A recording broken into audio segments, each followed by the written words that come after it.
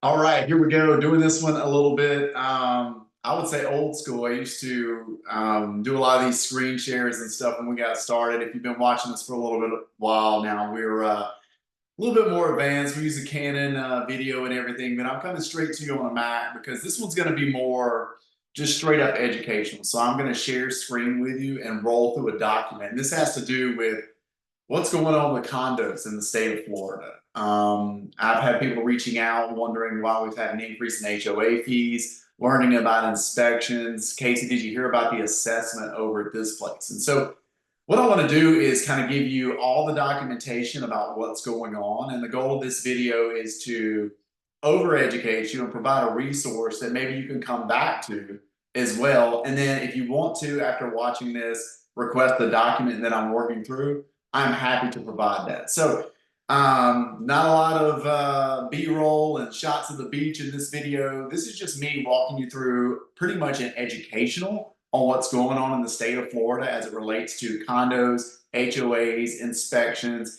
and what everybody's doing forward to make sure that these buildings are good to go. So I'm going to share screen, put on the glasses, get to work, and this is going to be like school session. All right, so I'm sure everybody can see this now, and it's a really good document. This was presented to us with a local attorney in town that made this document, and very grateful for it. He did a really good job of summarizing what's going on with the new requirements as it relates to condominiums. So legislation that you need to know, okay? So the Chaplain Towers disaster in Surfside, everybody knows it as Surfside. It's the building that basically fell into the ground in 2021.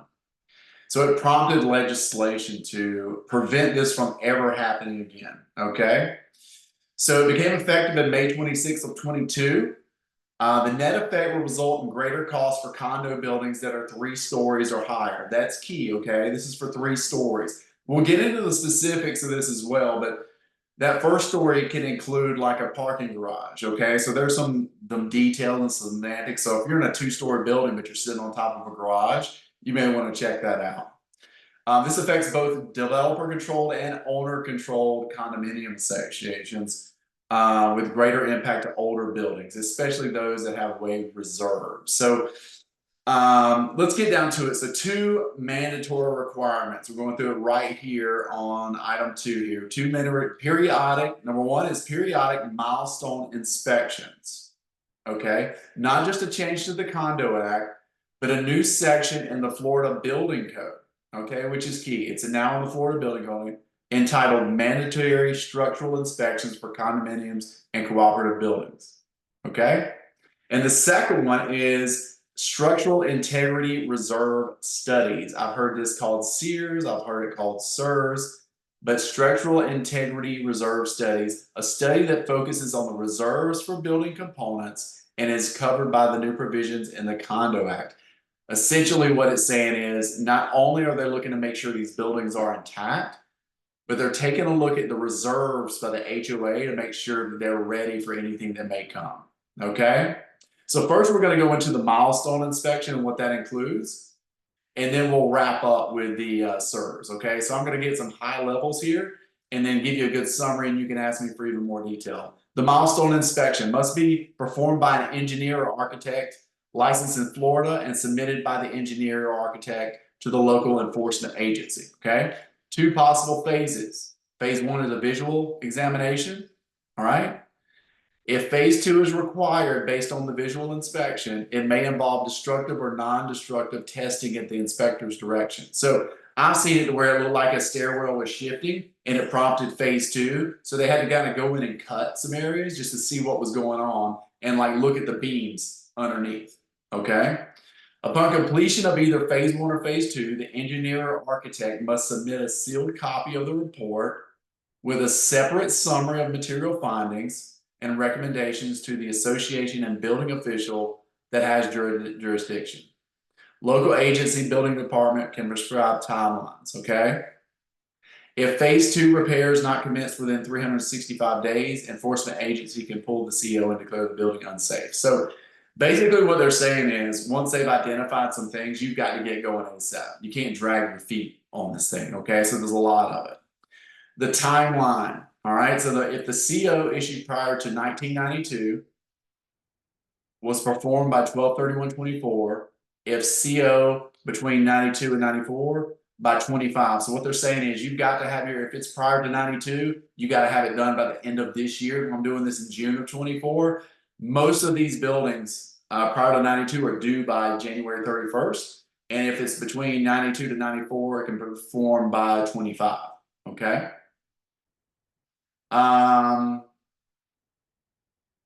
Except if provided must be by 12/31 of the year in which the building reaches 30 years of age, and each 10 years whereafter, if within 3 miles of the coastline. Okay, so what they're guidelining there is that within 30 years of age, it must be performed by December 31st of the year in which it reaches 30 years of age. Okay, so that's what they're outlining there. 30 years of age, and you've got to get it done by that year. That's why there's so many of them. They basically said everything prior to 92.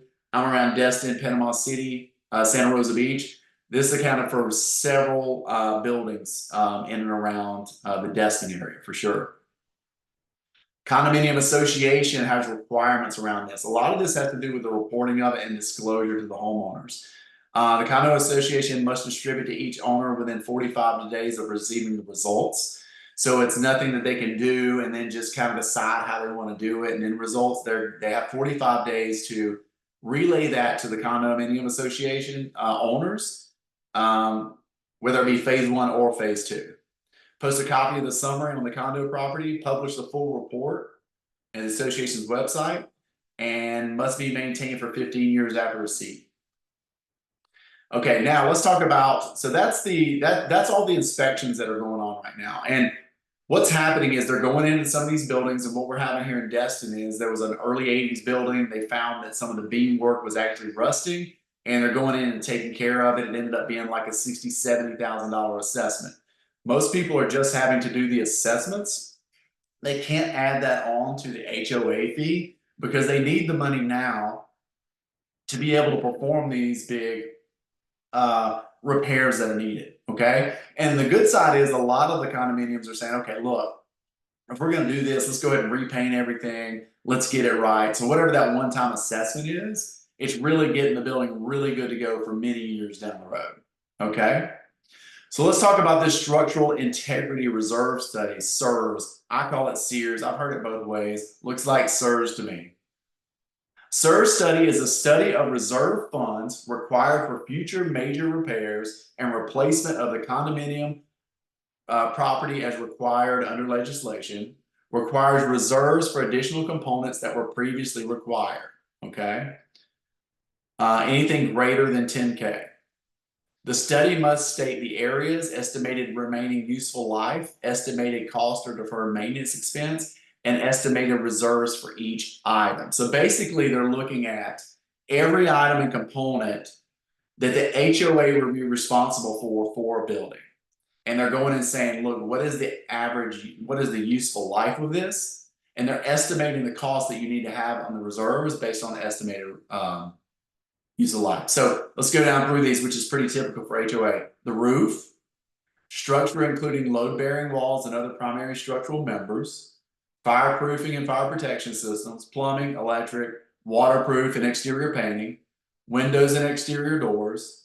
So now, caveat on that, some of the windows, if you replace a window in the condo, in a lot of cases, those are the responsibility of the homeowner. So each condominium can be a little bit different based on what the association setup is. Any other item that has a deferred maintenance or replacement cost that exceeds $10,000 and the failure to replace or maintain such item negatively affects the items listed above. So that could be something that if it goes out could affect the plumbing, et cetera, okay?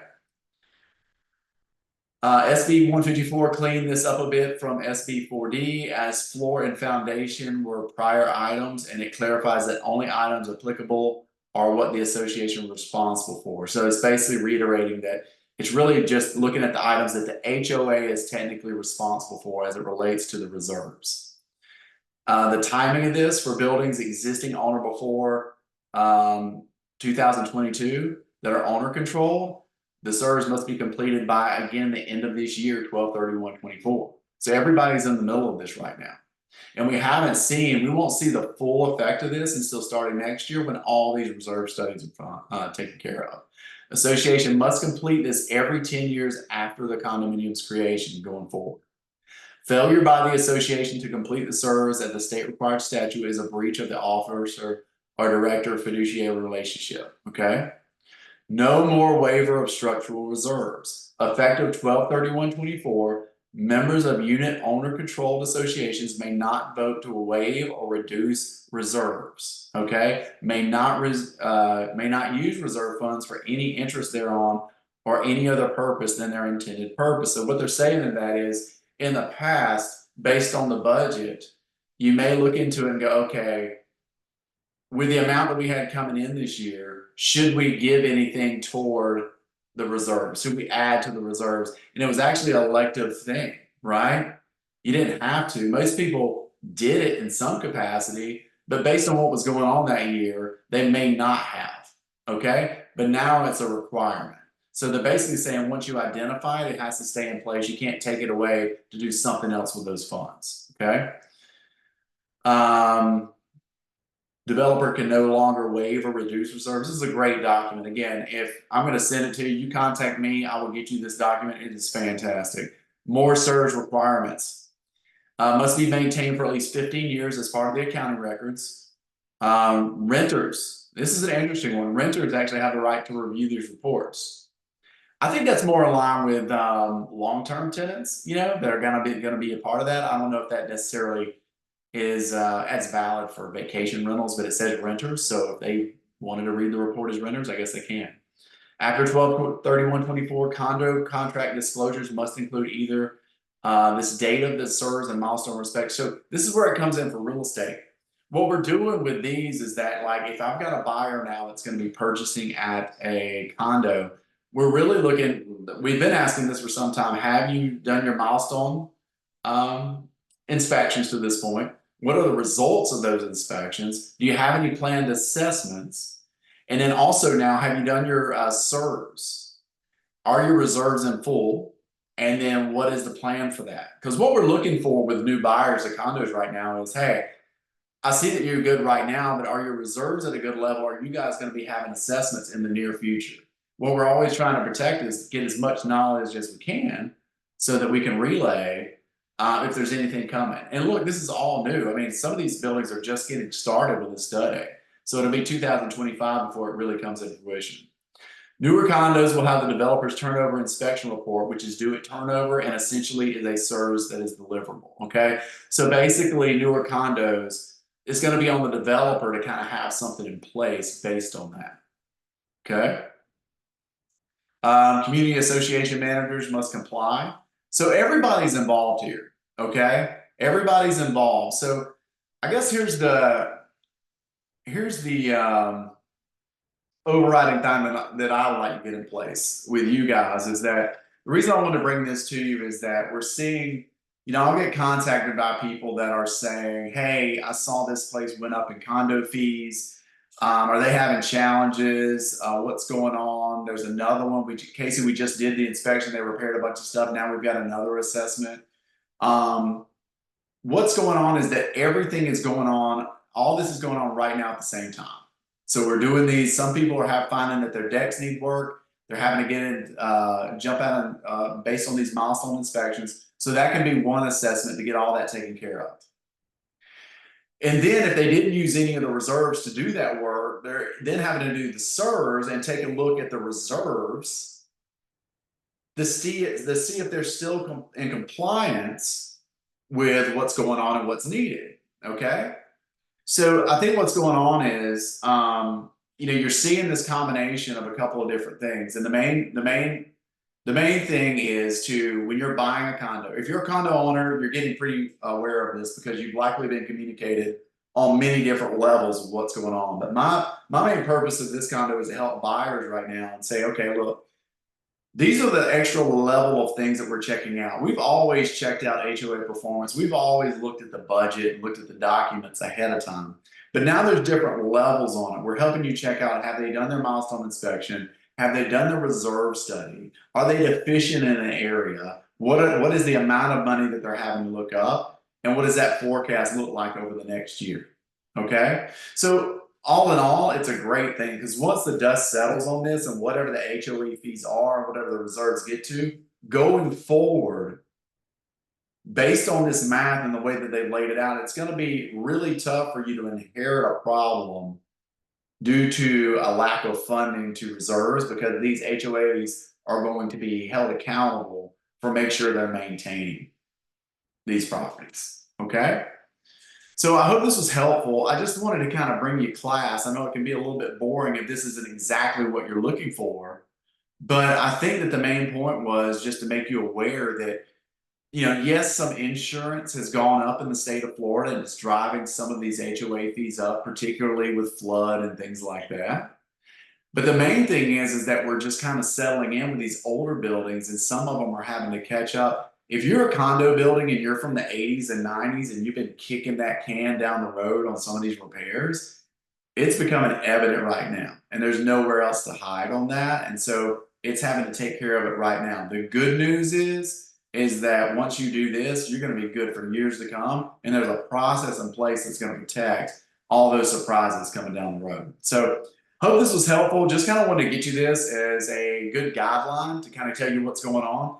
Happy to dig into this deeper, get you this document so that you can have a look at it. But happy to help in any way that we can. And as always, just reach out to us with any questions. Feel free to put in comments below and we'll get you as much info as we can. Thanks so much.